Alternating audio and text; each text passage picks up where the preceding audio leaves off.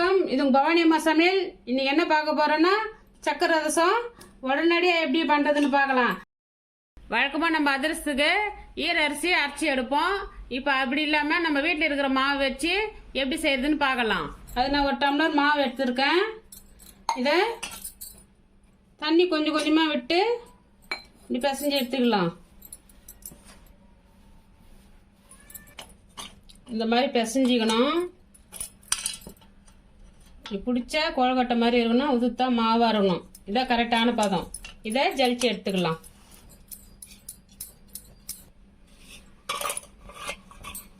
இதை மாவு நல்லா அழுத்தி விட்டுட்டு மூடி வச்சிடணும், காற்று போகக்கூடாது. இப்போ மாவு ரெடி பண்ணிக்கலாம். இது சர்க்கரை மாவு எடுத்த டம்ளர்ல 3/4 டம்ளர் சர்க்கரை. சர்க்கரை முங்குற அளவு தண்ணி ஊற்றினா போதும். சுக்கு பொடி கொஞ்சம், ஏலக்காய் பொடி கொஞ்சம். இது நல்லா கலரி விட்டுக்கிட்டே இருக்கணும், கை எடுக்கக்கூடாது. சர்க்கரை கரைஞ்சிக்கிட்டோம். அதுக்கு முன்னாடி நம்ம கொஞ்சம் தட்டுல கொஞ்சம் தண்ணி ஊற்றி வச்சுக்கலாம், பாகுபதம் பாகிறதுக்கு. இந்த மாதிரி தட்டில் கொஞ்சம் தண்ணி ஊற்றி வச்சுக்கணும், பாகுபதம் பாகிறதுக்கு. இதை நல்லா கொதி வருது பாரு, நல்லா கலக்கிட்டே இருக்கணும், கை எடுக்கக்கூடாது. இது ஒரு 5 நிமிஷம் கிண்டிக்கிட்டே இருப்போம். பாகுபதம் வந்துச்சா பார்க்கலாம்.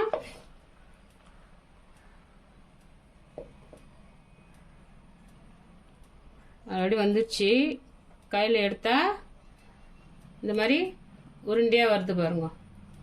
இப்போ மாவு கொஞ்சம் கொஞ்சமாக கொட்டி கலரிக்கலாம். ஸ்டவ் ஆஃப் பண்ணிட்டு சிறு வச்சுட்டு கலரணும். Stove off பண்ணிட்டும் கலரலாம். அப்படியே சூட்லேயே சரியாயிடும். நான் ஸ்டவ் ஆஃப் பண்ணிடுறேன்.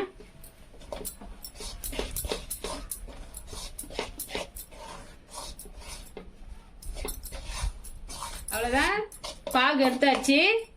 இப்போ இதில் ஒரு ஸ்பூன் நெய் விட்டுக்கலாம்.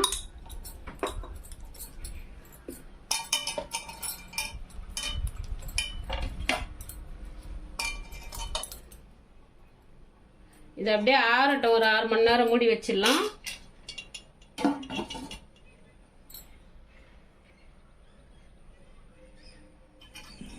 பார்க்கலாம். இது ஒரு 6லேருந்து 7 மணி நேரம் ஆயிடுச்சு.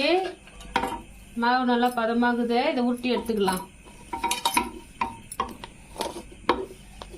சின்ன சின்ன உருண்டையை எடுத்துக்கலாம். நம்ம அதை எந்த சைஸ் போட போகிறோமோ அந்த சைஸ் உருட்டி எடுத்துக்கலாம். இந்த சைஸ் மாவு எடுத்துனா எண்ணெயை கையில் தொட்டுக்கினா இப்படி உருட்டி வச்சுக்கணும். இந்த சைஸுக்கு உருட்டி எடுத்துக்கலாம். இந்த மாதிரி எல்லாத்தையும் ஊற்றி எடுத்துக்கலாம். அதிரசம் தட்டிக்கலாம். எண்ணெய் காஞ்சிச்சா பார்க்கலாம். அதுக்கு முன்னாடி மேலே எழும்பி வருது. நான் தட்டிக்கிறேன். எண்ணெய் தொட்டு தட்டணும். நம்ம கீழே வச்சு தட்டிக்கிறதுனாலும் தட்டிக்கலாம். நான் கையிலேயே தட்டுறேன்.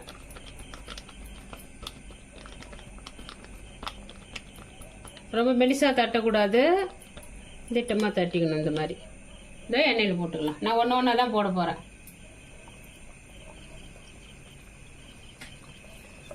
தீ மீடியம் சைஸில் தான் இருக்கணும். இதை திருப்பி விட்டுக்கலாம். மெதுவாக திருப்பி போடணும். திருப்பியாச்சு.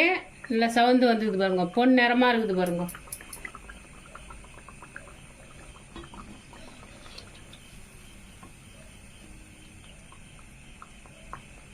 ரெண்டு பக்கமும் நல்லா சவந்துடுச்சு. இப்போ எடுத்துடலாம்.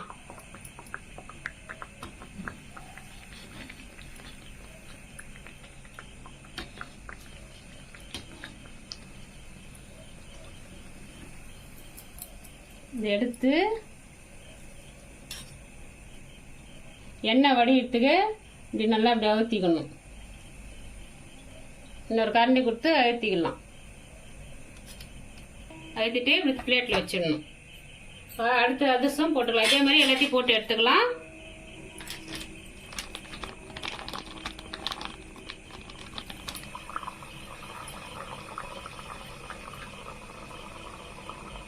இதை தட்டில் வச்சிடலாம்.